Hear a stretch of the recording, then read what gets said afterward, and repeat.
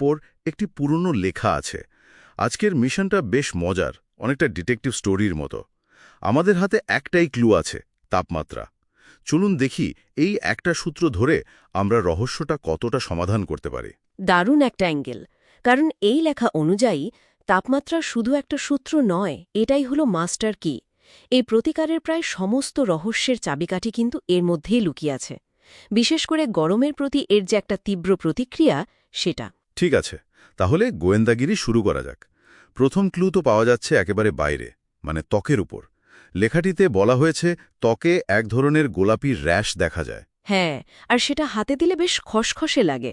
তার সাথে থাকে ওই হুল ফোটানোর মতো একটা ব্যথা, আর জ্বালা তো আছেই। এখানে একটা প্যাটার্ন লক্ষ্য করার মতো, তাই না? শুধু ত্বক নয়। একদম। এই প্রতিকারটি শরীরের সমস্ত আবরণ বা কভারিংয়ের ওপর আক্রমণ করে। সেটা বাইরের ত্বক হোক বা ভেতরের শ্লেষ্মিক ঝিল্লি, এমনকি হৃৎপিণ্ডের বাইরের যে সুরক্ষা স্তর মানে পেরিকার্ডিয়াম, সব কিছু।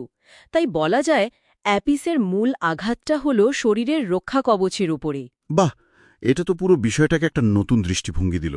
আর এই আবরণের ওপর আক্রমণের ফলেই কি ওই জল জমার মতো ফোলাভাব, মানে ওডিমা দেখা যায়? লেখাটাতে চোখের পাতার অবস্থাকে জলের থলি বা ওয়াটার ব্যাগসের সাথে তুলনা করা হয়েছে। একদম তাই। আর সেই ফোলাটা এমন যে আপনি যদি চাপ দেন সেখানে একটা গর্ত হয়ে যায়, যেটা আবার ধীরে ধীরে মিলিয়ে যায়। আর এখানেও কি সেই তাপমাত্রার ব্যাপারটা ফিরে আসে? অবশ্যই। সবচেয়ে অদ্ভুত ব্যাপার হল আমাদের সেই মূল সূত্রে আবার ফিরে আসতে হয়। এই সমস্ত ত্বকের সমস্যা, সেটা জ্বালা হোক বা ফোলা, ঠান্ডা কিছু লাগালে বা খোলা হাওয়ায় বেশ আরাম হয়। আর গরম ঘরে গেলেই? মারাত্মকভাবে বেড়ে যায়।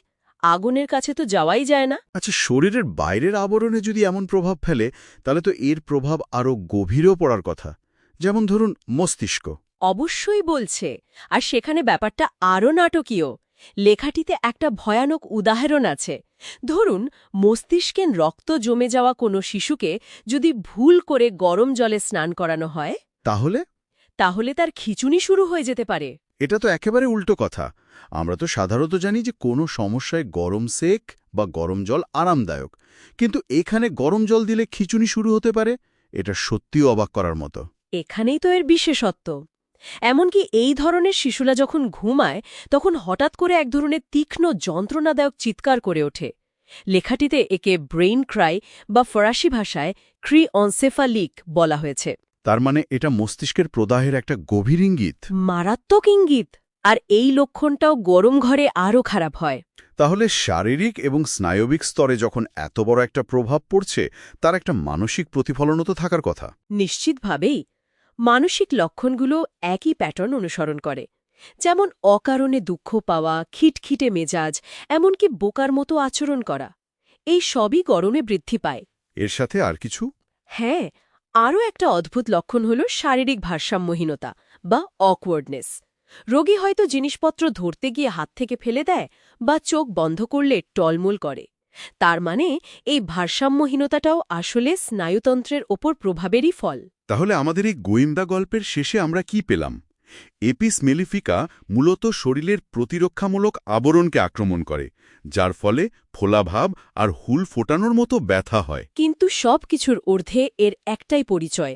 সমস্ত কষ্ট, তা শারীরিক হোক বা মানসিক, গরমে অসহনীয় হয়েছে। দারুণভাবে সংযোগ করা হলো। আলোচনা শেষ করার আগে একটা ভাবনা দিয়ে যাই। লেখাটির এক জায়গায় একটি লাইন আছে, things that have similar beginnings may have similar endings. অর্থাৎ যে জিনিসগুলোর শুরুটা একরকম, তাদের শেষটাও একরকম হতে পারে। বেশ গভীর কথা। তো ব্যথা থেকে শুরু করে গরমের প্রতি অসহিষ্ণুতা পর্যন্ত একটা নির্দিষ্ট প্যাটার্ন রয়েছে। এটা আমাদের একটা গভীর প্রশ্ন নিয়ে ভাবতে শেখায়।